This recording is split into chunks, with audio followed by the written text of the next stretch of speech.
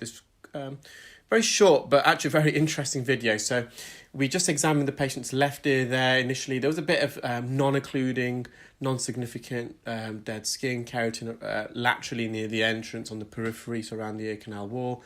However, the eardrum was fully visible, so the patient had no symptoms in the left ear, so we leave that wax and skin is naturally migrating. This, however, the patient's right ear was fully blocked with this really hard, really matted plug of wax and dead skin, and I just went in with an ear hook, and there's a bit of an opening at the roof where we are now of the ear canal. I'm trying to glide it in and get behind it, but it was so hard that this ear hook, it's almost like a pole vault in the Olympics, where when someone's using a pole vault to get over the great height, the distance over the, I don't know what you call it actually, the bar, and that pole vault can almost bend backwards and looks like it's going to snap. And same with this ear hook. So I'm going to have to change tact in a moment. I'm just going to have one more go, I think. I'm just trying to roll it forwards, but it's just like stone. So I've brought it slightly more forwards, but it was extremely hard. And in a moment, I'm going to use some Henkel forceps, which I've used recently as well.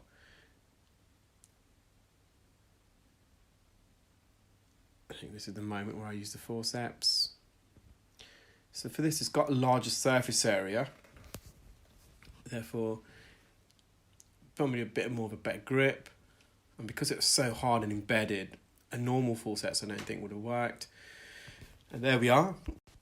I put the still image of that bundle of hair and wax on my Facebook page the other day. So if you're following, or if you want to follow me on Facebook, just type in the hair clinic, and similarly on Instagram.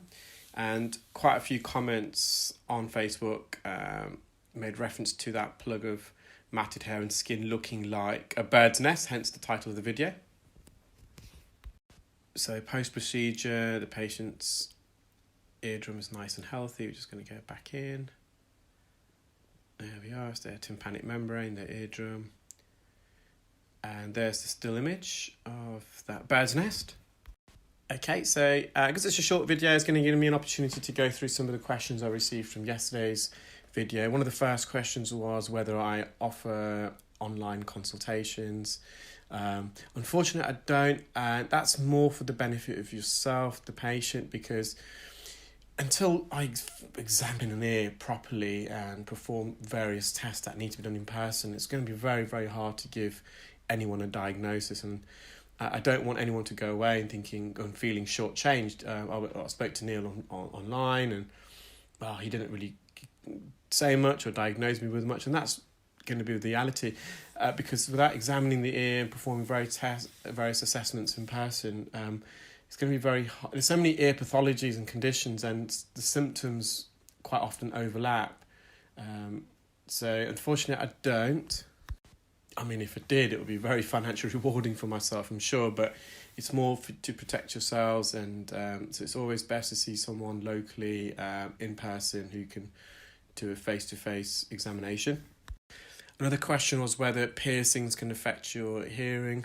So no, the piercings don't obstruct the pathway of sound through the ear canal or through the eardrum or the organ of hearing, the cochlea, or the auditory nerve to the brain, or the auditory cortex in the brain itself. So no piercings, unless they're blocking the ear canal, are not going to affect anyone's hearing.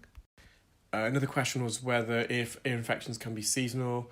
I suppose they can. So otitis media, so a middle ear infection, typically in the winter months, that's when people are more likely to get blocked nasal passages, so a blocked eustachian tube, which then causes a retraction of the eardrum, which then can lead to a buildup of fluid behind the eardrum called glue ear, which then can perforate the eardrum. Also, if you're in humid environments, you're more likely to get fungal ear infection. So yes, it can. That leads on to another question. I think one viewer advised that they've got fluid behind the eardrums, and they've given antibiotics but no other treatment, and they were worried whether this can escalate. Quite often it can resolve itself, but again, we just don't know, individual to individual. Sometimes that fluid, so we call it middle ear effusion, can get infected and become viscous and turn into glue ear, which then can cause significant hearing loss, and it potentially can, that fluid can rupture your eardrum. So I would, if it was me, I would chase up with the GP, get referred to see an ENT doctor if possible as well. Another question from yesterday's video was whether the discharge in the ear comes from behind the eardrum or for the skin in the ear canal. Can be both. You can get discharge, we just made reference to that glue ear, so infected discharge behind the eardrum that can rupture the eardrum, so it won't seep through the skin but it'll rupture through and cause a perforation. Or quite often when you've got otitis externa, so external ear infection, the discharge actually comes from the dead skin on the ear canal itself, so it can be both. Someone else asked whether, I hope I got the question correct, as you know, quite often now when you have your temperature checked, it's a probe, a little silicone probe into your ear canal which checks your temperature, and if wax can affect that. Potentially, because if you've got a blocked ear canal with wax, it can cause increased temperature, humidity. Of course, if you've got an ear infection, that's going to cause increased humidity. If you have got a lot of wax, it could potentially block the probe as well. So yes, potentially. I don't know enough about how the ear probes work, but in theory, yes, it can affect it. I think someone else asked why I don't use the same lighting. I do, so I'm slightly confused by that question. It's the same device. Sometimes we reduce the brightness so we don't get a reflection, but I'm not aware of any difference in the lighting at all. So I'm not a bit slightly confused by that, but I can assure you it's the same equipment, the iClearScope, there's no difference. In fact, I'm using my original device, 6 years, it's going strong and it's still performing as it should. I think there's another question from the same person relating to why I don't show all the debris at the end. It is a tricky one, I do apologise, I know you guys like watching it, it's just sometimes it's so busy between clinics and taking additional photos. I've got patients waiting, so I've got to clean up, ready for the next one. So wherever possible, I do try and take still images and record, measure it or weigh it, but clinics just been so busy at present, so it's very hard for me to do that. So it is noted, and I will make an effort wherever possible to do so. Someone else asked if there's anything that can be done if they've lost hearing completely in one ear due to a viral infection. The answer to that is yes, there's potentially things that can be done, like a bone-anchored hearing aid or a cross hearing aid, potentially a cochlear implant, but you would have to undergo a thorough assessment. So do find a good local audiologist who can assess you and see if there is any potential things that can be done. Going back to yesterday's procedure, someone else asked whether all that dry, yellow, dead, flaky skin at the entrance of the ear will resolve. Yes, so that's part of the eczema psoriasis. So once they've had the appropriate medication, hopefully that would also eradicate itself. Someone asked about my opinions about whether the fight or flight response can affect your hearing.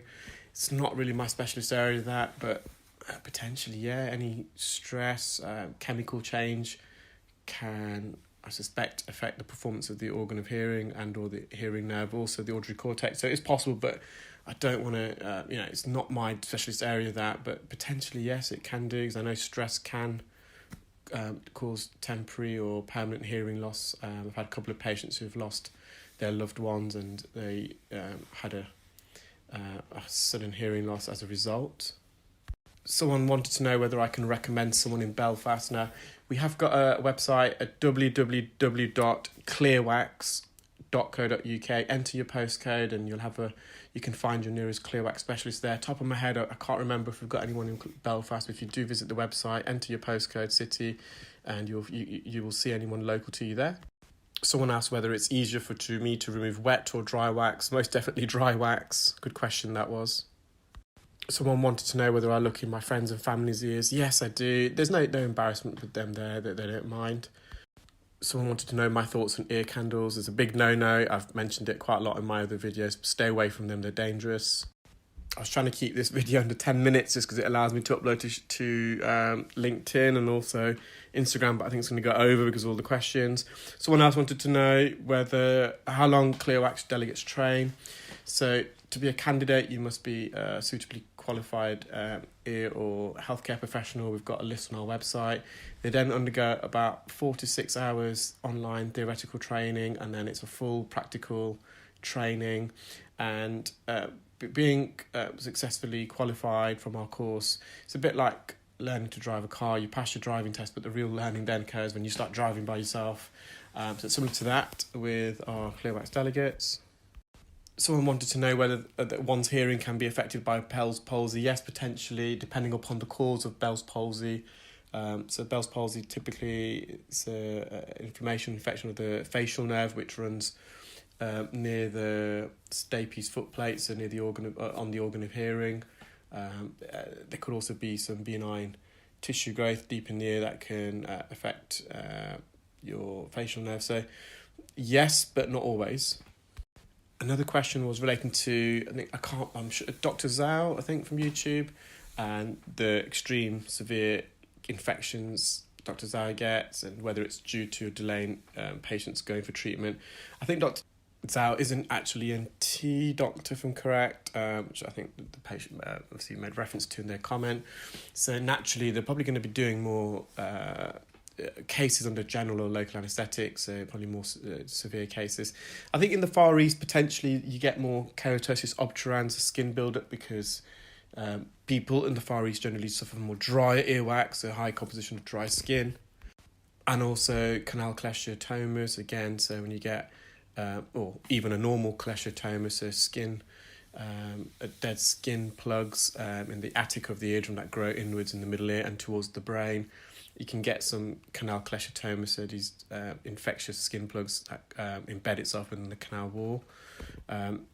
So I wouldn't say it's potentially a delay to treatment. I just think partly you're going to see more of those procedures on his channel because he's an ENT, and you're more likely to get those cases, I believe, in the Far East because it's more skin related. And so people in the Far East and North America have more dry wax, more dead keratin skin compared to European or African patients, so potential reason why. Someone else asked, what is the white foam that I put in the ear after cleaning it yesterday? I'm not sure I put there's a white foam or anything like that, so I'm not sure if you're watching the correct video accidentally and commented on my procedure, so I'm a bit confused by that. Someone wanted to know what's the best way of cleaning their ears on a daily basis. The answer to that is actually don't do anything. Your ears self-cleanse themselves. The skin that lines the ear canal and the eardrum, as it dies, it naturally sheds and migrates sideways out of the ear, and any wax or anything on top of the skin will also naturally come out as the skin migrates. Avoid water in your ears, that's important. Don't poke and prod in your ears, and you can put some olive oil spray. So this is spray over the counter from the pharmacy, especially designed for safe use in the ear. So it's medical grade oil, which will just help moisturize the skin in the ear canal. You can use that once a week if you want. Other than that, leave your ears well alone. I think someone wanted to know if there's any treatments for tinnitus. I think I answered that not yesterday's video, the day before, but in short, there's no silver bullet that can eradicate your tinnitus, but there is potential treatments that can help. Again, it's a huge topic. You can there's some specialist tinnitus audiologists out there, so it's such a big niche area. But go and speak to a good local audiologist who can go through all that with you. There are potential solutions. It could be masking devices, hearing aids if you've got hearing loss, cognitive behavioural therapy, potential changes in your diet and day-to-day lifestyle. So it depends on the cause of your tinnitus as well. So do speak to a good audiologist who may be able to help you. Someone asked whether children are more likely to get infections, and as you get older, you're less prone to get ear infections. Yes, just children, you're more likely to get upper respiratory tract infections, which can then cause blockage of the eustachian tube, or an infection to go up the eustachian tube, even into the middle ear, leading to otitis media. So yes, that is very true. And as children get older, they're less likely to get upper respiratory tract infections. The eustachian tube is wider, more vertical, so gravity helps drain any fluid that collects behind the eardrum in the middle ear cavity. Someone asked whether we've trained anyone in America. Unfortunately, no, not yet. The reason for that is endoscopic earwax removal training. It's it's high-level training required, and we often get people contacting us saying they can do earwax removal using a different visualization technique. Can we just buy the device? And they struggle. We had a training course today, and unfortunately I had to fail a couple of the delegates. They struggled a bit with the technique, and these are audiologists, mind you. So it's not an easy skill, and obviously it needs face-to-face training. You need me to show you or the specialist how to do the procedure. I can't say much more. We've got loads of exciting plans for this year. Obviously, COVID has halted the progression of the iClear scope. We've got loads of things going on. I can't say much more than that. But currently, no, we haven't got anyone in America, unfortunately. But if you go to a good ENT specialist in America, even if they don't use an endoscope and they use a microscope, I'm pretty sure you'll get very high-level treatment. Someone wanted to know if they've got intermittent stuffy blocked ears, I think, and it's a bit itchy, and the eardrum can be slightly red, but the doctor feels it's okay. It could be some otitis externa. So if you haven't got a perforation of your eardrum, you can use some acetic acid, so ear calm spray, that might help. Or you could have eustachian tube dysfunction, so blockage of the tube that equalises the air pressure behind the eardrum. That can lead to negative or positive pressure in the ear, be it in the middle ear, which can sometimes cause vascularis, so inflammation of the eardrum. So again, it's difficult. Pop in to see a good local audiologist or ENT if you feel you're not getting very far with the doctors. Another question was how difficult it is to gauge depth in the ear with the iClear scope. So with an iClear scope, you're not using binocular or stereoscopic vision, so that's when you use both eyes to judge the distance. So if you were trying to touch an object on a table that's away from you and you close one eye and then you keep both eyes open, you'll find it a lot easier to do it with both eyes because you've got binocular vision. So you don't have that with endoscopic earwax removal on a 2D screen. However, depth perception can be acquired using monocular vision, which is what we're doing with an iClear scope. You judge the landmarks in the ear, so the first and second band, the isthmus, shadows in the ear, certain landmarks in the ear canal. When you're going in and out with the endoscope as well, you can judge. There's that speed of going forwards and backwards can help you relate to where you are in the ear canal. It's a phenomenon called motion parallax. So there is many cues available to gain depth perception. As if you've seen some of my videos, I'm not quite often in the eardrum. So for me, I can judge depth perception in the ear with an iClear scope, endoscope, just as well as I can with a microscope. There's no difference. Another question was, what is my favourite type of procedure? My favourite type of procedure is any procedure, believe it or not, that involves me removing wax or dead skin off the eardrum. I just really enjoy working and removing stuff delicately off the eardrum. And the final question relates to someone mentioned when they sleep on the ear, they can feel a sensation of fluid on that side. Kind of probably answered it with one of the early ones. You may have eustachian tube dysfunction or middle ear effusion, so a build-up of fluid behind your eardrum that is unable to drain away because you've got a blocked eustachian tube. So again, go and see a doctor or local audiologist. They can do some pressure testing in your middle ear to see what the potential cause is. Well, I hope you enjoyed that video, guys. I think the video is only a couple of minutes long and I ended up speaking for about 19 minutes answering the questions. I hope that was useful for you guys. If you are going to ask questions, trying to make them kind of more general, because I can't give individual clinical advice. And I don't think, actually looking into the questions, I don't think anyone particularly was asking for that. They're just asking for tips and tricks, which is very good. Well, take care, have a great weekend. I shall speak to you all soon. Bye.